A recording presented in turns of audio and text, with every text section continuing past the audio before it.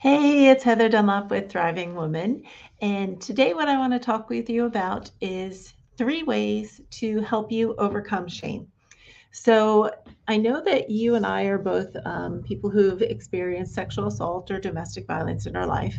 And what comes with that typically is shame and the feeling that we did something wrong. And that carrying of that shame is going to impact so many things that we choose to do in our lives. So, what I want to share with you today are 3 tips on how you can overcome that shame so that you no longer feel shame because you absolutely should not. You did nothing wrong. This is an experience that you managed to live through, and it's something that happened to you. So, the shame is not yours to carry. So, the very first thing I want to share with you is that just that you no longer have to believe that it's your shame to carry. You see, we get these beliefs deep down inside us, and they come typically from people who are around us or just society in general. Like it's kind of known that women who experience sexual assault carry shame as a result of that because of what was done to them. And here's the thing, I don't think you should ever feel shame for what was done to you because you weren't the one who was doing it. You weren't the one who was committing that offense. You were not the abuser. You happen to be the one on the receiving end of their terrible actions. So instead of you carrying the shame, it's not yours to carry. And we need to adjust and develop beliefs where it's okay for us to be who we are and not to carry shame. We need to carry the belief that it is not our shame to carry. It's not our responsibility. It's not our burden to carry for what was done to us. Okay. So stop believing that it's your shame to carry. And how do you do that? We can talk about that when we go deeper. There's a number of ways for us to address those deep, deep beliefs that are set in your subconscious mind, making you feel like you need to carry this shame, even though logically you understand that you don't. So just work on believing that it's not your shame to carry because you didn't commit the offense. The second thing I want to ask you is, what would you do if you didn't feel shame? What would you do if you did not feel shame for what was done to you? What would your life be like? How would you carry yourself differently? Would you feel joyful? Would you feel free to just be you and live who you are and not feel like you've got to carry around this secret shame, right? And not to address things like, oh my gosh, is it okay if I say hello? Do you mind if you have a minute? And you just walk in and say, hey, you know what? And you enter the room like the great person that you know you are. So you carry your charisma into that room because you know you're a gift to be there. And it's not only your privilege to get to know these people, but it's also their privilege to actually get to know you, the real you, not the one who is hiding behind the shame and afraid that somebody might find out. Because here's the thing, when they find out, the right people support you. The wrong people will not and want you to carry that shame. The right people will support you. Okay. So think about would you do? What would your life be like if you no longer felt shamed about what was done to you? And you just had the freedom to be who you are, to live fully, to live joyfully, to go for what you want in life. What would your life be like?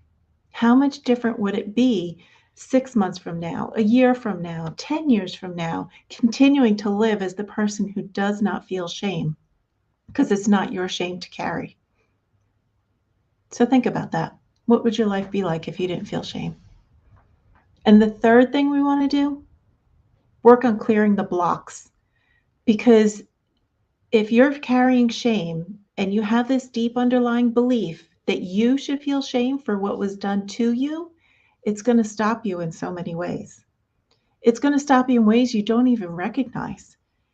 Because when you're in that feeling, you don't necessarily recognize when you're not in that feeling, when you're in a better place, because you don't quite yet know how that better place feels because you haven't lived there yet.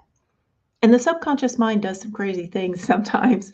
It's one of the most powerful things, and it can work very well and work for us when we have the right beliefs and the beliefs that help us get to that goal of living a happy, joyful life.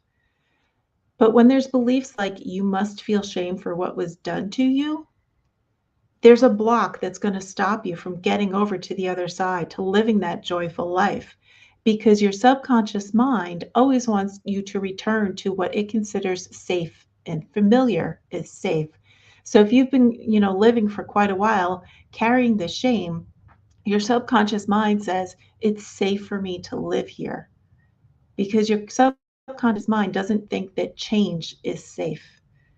And what you need to do is work on those deep underlying beliefs to remove the one that says, I must feel shame, and then to instill beliefs that it's okay for me to go out and be who I am. To instill the belief that the shame is not yours to carry. That's a huge one. It's not your burden to carry. So let's get together and work on those deep beliefs. Let's clear those blocks.